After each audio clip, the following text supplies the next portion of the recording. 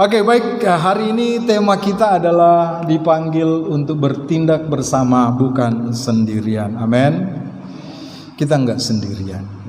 Oke, baik Bapak Saudara, dari Pengkhotbah pasal 4 ayat 9 sampai 12. Pengkhotbah Salomo, seorang nabi Tuhan, seorang anak Tuhan yang catatan Alkitab mengatakan di dunia ini sebelum dan sesudah Salomo tidak ada yang memiliki hikmat seperti dia. Raja yang sangat luar biasa pencapaian keberhasilan di masa pemerintahannya. Raja Salomo, ya. Itulah kitab yang kita sudah baca dalam kitab Pengkhotbah pasal 4 9 sampai 12. Jadi Bapak Saudara, bagian penting di dalam pembacaan kita satu prinsip bahwa ketika Tuhan memanggil kita umatnya untuk melayani menghadapi kehidupan itu tidak sendirian. Mengapa? Karena di dalam kebersamaanlah kita memperoleh kekuatan, kita mendapatkan pertolongan, dan iman kita diteguhkan. Nah, Alkitab dengan jujur menyatakan apa, Saudara? Hidup sendirian itu rapuh. Ya. Tuhan tidak menciptakan kita untuk berjalan sendirian. Tetapi ingat Bapak Ibu Saudara, sendirian di sini bukan berarti dengan pasangan hidup. Ya, bersama dengan pasangan hidup.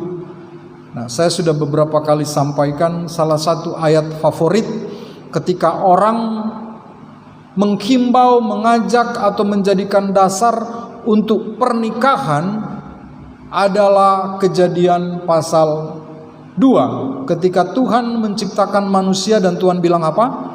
Tidak baik manusia seorang diri, makanya kita harus menikah.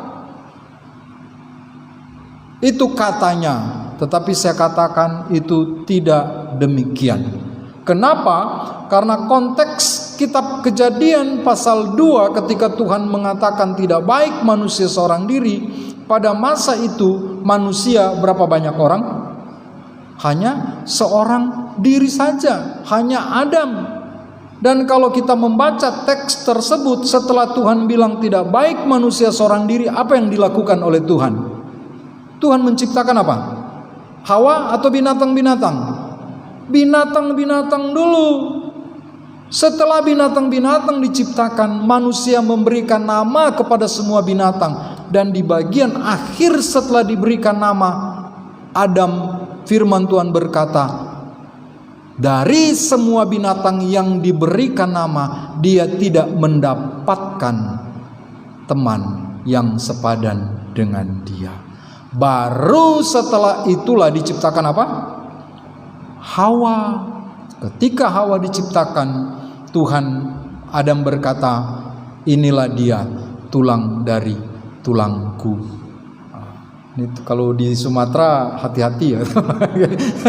tulang dari tulangku ya. Kalau tulang dari tulangku itu apa, Pak? Hah? Oh, kakak dari mama gitu. Sudah tulang dari tulangku ya. Rusuk dari rusukku, dia diambil dari dagingku. Bapak Saudara, di situ kita melihat ketika Tuhan berkata tidak baik manusia seorang diri, Tuhan sedang mengatakan teman yang sepadan adalah sesama manusia. Bukan binatang, bukan hewan-hewan atau alam ciptaan yang lain. Begitu Bapak Saudara ya.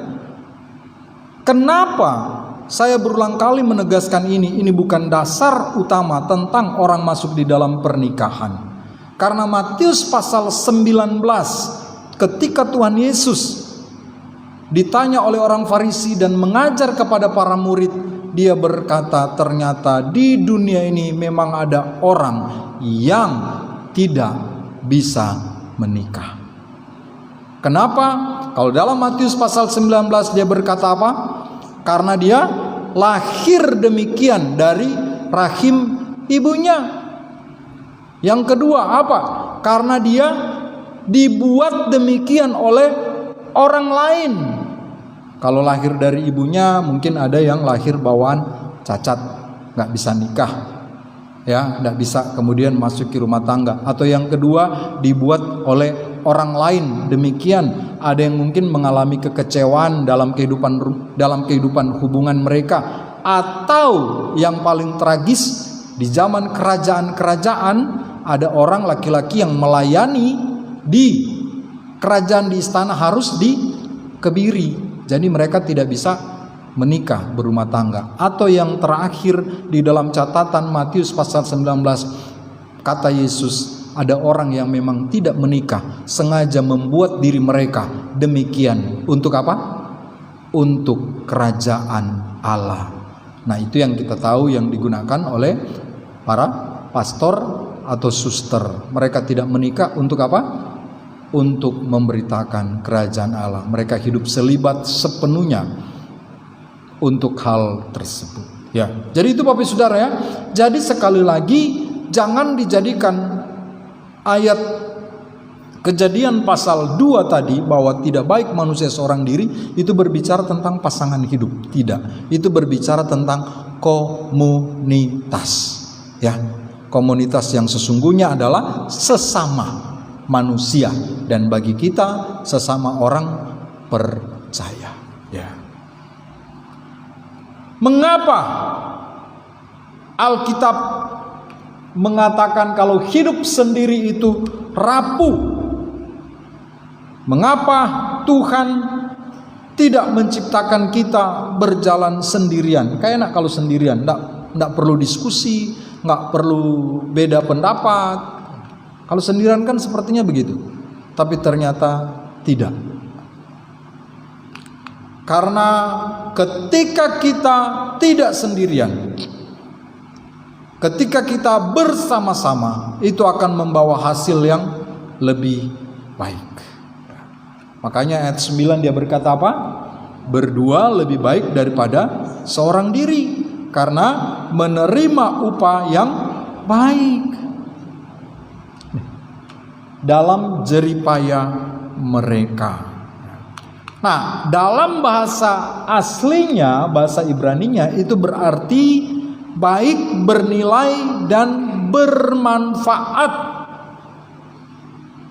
Dalam penegasan Raja Salomo, dia mengatakan bahwa kerja bersama menghasilkan buah yang lebih maksimal.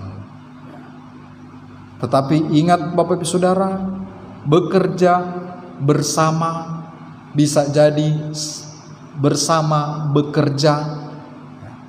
Tidak berarti kita bekerja sama berada di tempat yang sama, tidak. Tetapi untuk mewujudkan hal ini tentu saja kita perlu saling mengenal, dan tentu juga kita harus meningkatkan keterampilan, kemampuan kita. Karena berdua lebih baik dari seorang diri akan membawa hasil yang lebih baik kalau berdua bersama-sama saling mengerti, memahami, dan bersama-sama meningkatkan kemampuan, keterampilan sehingga menghasilkan hasil yang lebih baik. Tadi dalam perenungan tentang pemimpin, saya merenungkan begini. Biasanya kita kalau memilih seseorang, apalagi mau jadi pemimpin, kriteria yang paling penting menurut Bapak Ibu apa? Kalau Ibu Lasma apa? Kriteria dari seorang pemimpin yang paling penting, sifatnya apa? Ayo Bu, jangan lama. Lama kali ya gitu. Pak John? Mengayomi, menerima pendapat orang lain. Ibu Elis? berwibawa. Oke, satu saja ya soalnya. Fear, calon pemimpin apa sifatnya? Jangan lama-lama. Apa? Berani. Vio, tegas. Ibu Lydia,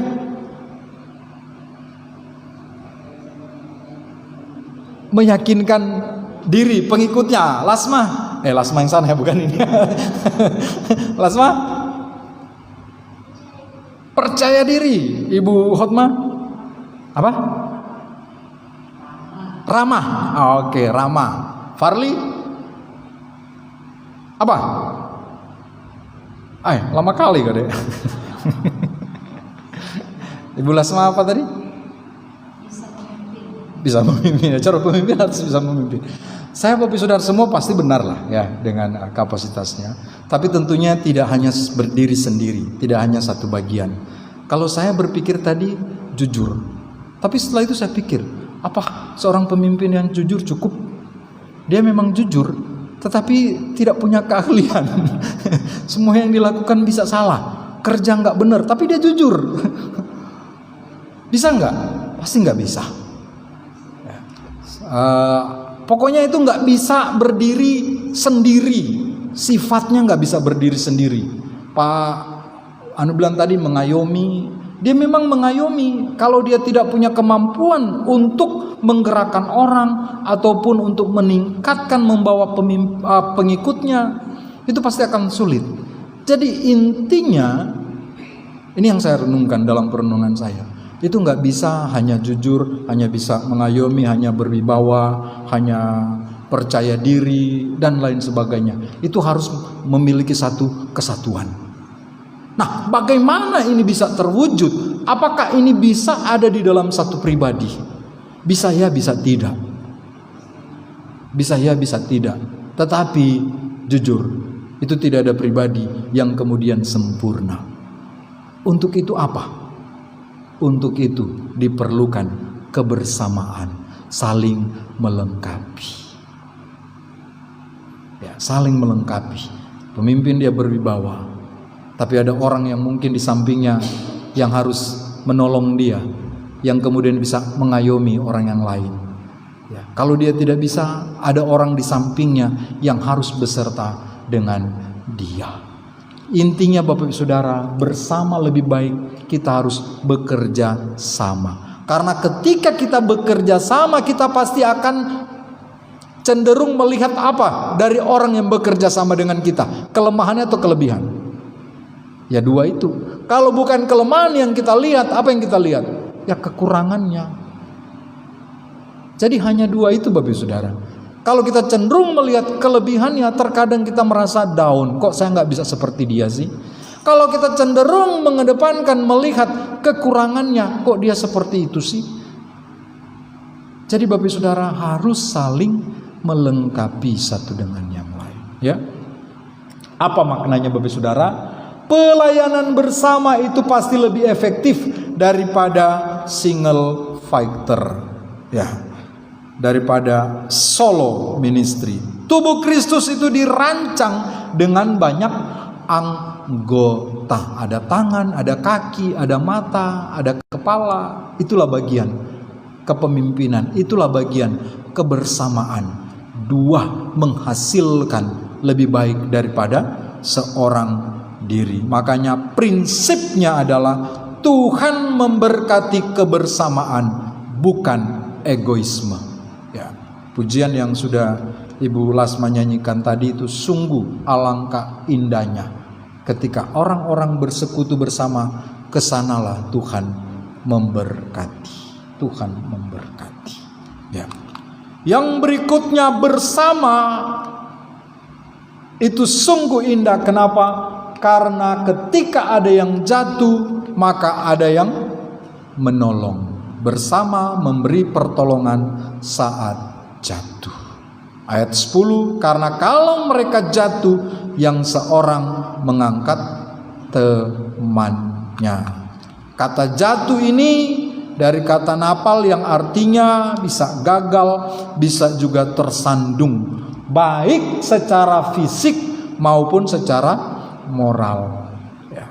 Kadangkala ada orang yang lebih gampang menerima kejatuhan temannya secara fisik. Ketika jatuh secara fisik, jalan jatuh, terantuk, gampang dia angkat. Oh, kasihannya kamu gitu ya.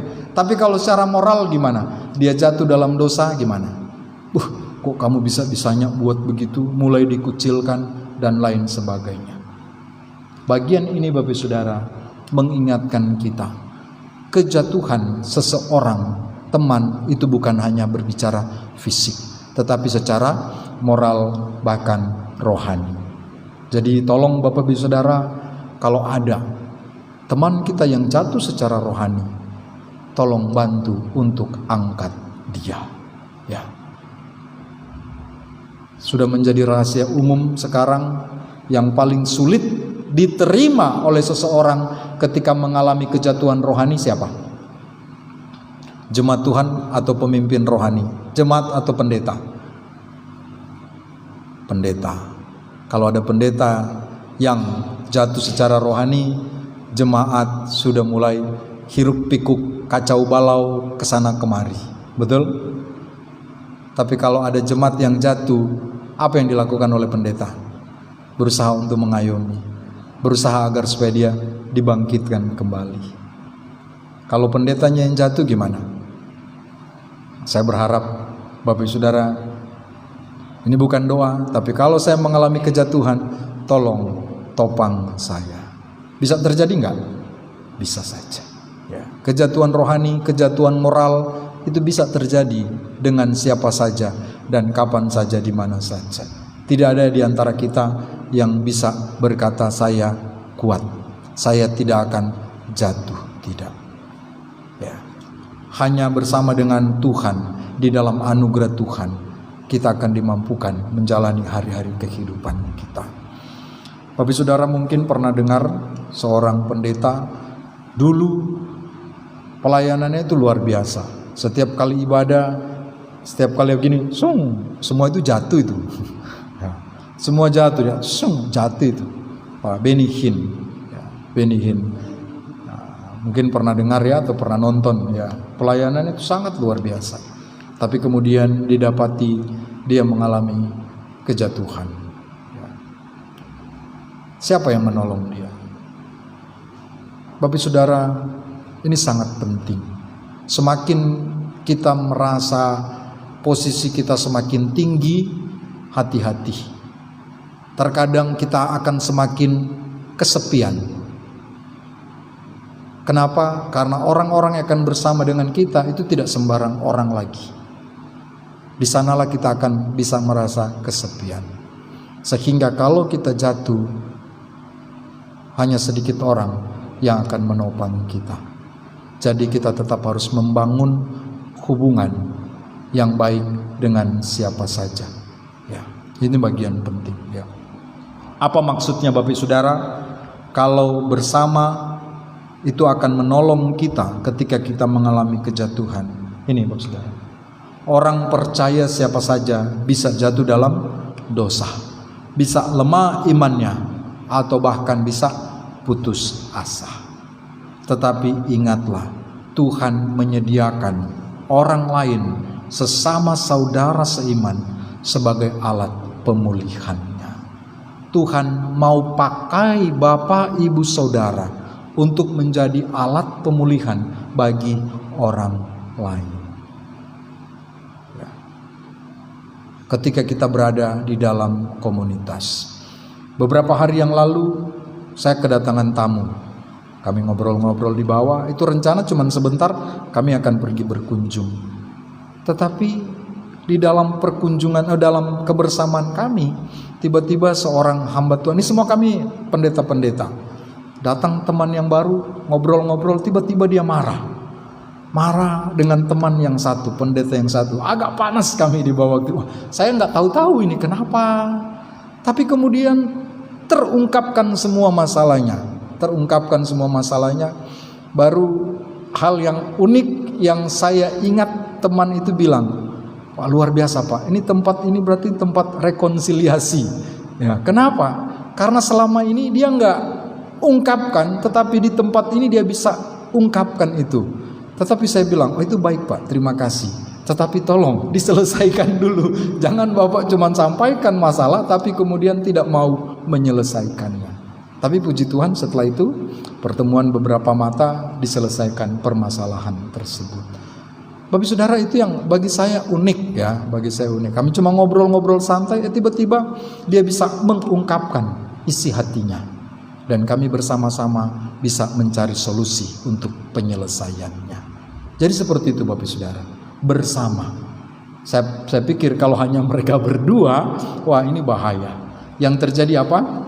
Itu bisa bertumbuklah mereka situ. Jadi itu sangat berbahaya. Harus ada orang yang kemudian mau berdiri di antara mereka untuk menjadi alat pemulihannya. Ya. Oke? Ini ada peringatan keras. Celakalah orang yang jatuh yang tidak mempunyai orang lain untuk mengangkatnya. Itu pernyataan pengkhotbah tadi. Salomo. Celaka kalau ada orang yang jatuh yang tidak mempunyai orang lain untuk mengangkatnya.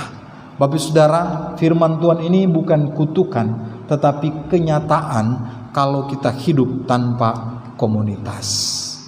Tanpa komunitas. Celaka. Makanya Bapak saudara, saya kalau dengar saudara seiman, siapapun dia, mengalami kejatuhan di dalam dosa, hati saya itu menangis. Hati saya menangis. Apalagi kalau dia tidak punya orang untuk kemudian menolong dia bersama-sama dengan dia. Kenapa? Karena saya tahu suatu hari mungkin kelak saya bisa mengalami hal yang sama. Dan ingatlah Bapak Saudara, bagaimanapun kejatuhan rohani seorang percaya, siapapun dia, ingatlah, di balik kejatuhannya ada satu pribadi yang bersukacita, yang bersorak-sorai. Siapa dia? Iblis, setan. Dan ada satu pribadi yang meneteskan air mata ketika ada orang percaya yang jatuh. Siapa dia? Dan dia bukan hanya meneteskan air mata, dia sudah mencurahkan darahnya di kayu salib. Untuk siapa? Untuk keselamatan kita orang-orang berdosa. Yang terakhir Bapak Saudara, bersama itu akan memberikan kita perlindungan dan keteguhan. Ayat 11 sampai 12, satu ayat dia bilang apa? Tali rangkap tiga rangkap tidak mudah diputuskan. Itu menggambarkan kesatuan, kebersamaan. Kalau istilah kita, orang tua kita sering memberikan gambaran tentang sapu lidi, betul ya? Lidi, satu batang lidi mudah dipatahkan. Tetapi kalau lidi sudah dijadikan satu menjadi sapu lidi, bagaimana kita bisa patahkan? Enggak bisa. Saya pun aneh, itu bisa melengkung tapi enggak bisa patah. Kalau cuma satu begini aja itu langsung krek. Tapi kalau dia sudah satu ikat, kita gini tuh enggak bisa patah. Itu kenapa? Saya pun bingung. Ya. Nanti kalau nggak percaya silakan dicoba nanti ya. Ini menggambarkan ini Bapak Saudara. Individu, sesama dan Tuhan. 3. Suami, istri dan Tuhan. Jemaat, pemimpin dan Kristus. Itu analoginya tali 3 rangkap tidak mudah diputuskan. Ketika kita bergaul bersama saudara-saudara dengan orang lain tanpa Tuhan, maka itu pasti akan mudah diputuskan. Kita tidak akan bisa bersama-sama sampai kekekalan. Demikian juga suami istri tanpa Tuhan itu juga sama. Dan juga jemaat, pendeta pemimpin tanpa Tuhan sama. Gereja pasti akan retak. Jadi ini maknanya Bapak Saudara. Kebersamaan yang berpusat pada Tuhan itu akan menghasilkan ketahanan rohani. Ingat, si jahat musuh kita tidak pernah berhenti menyerang.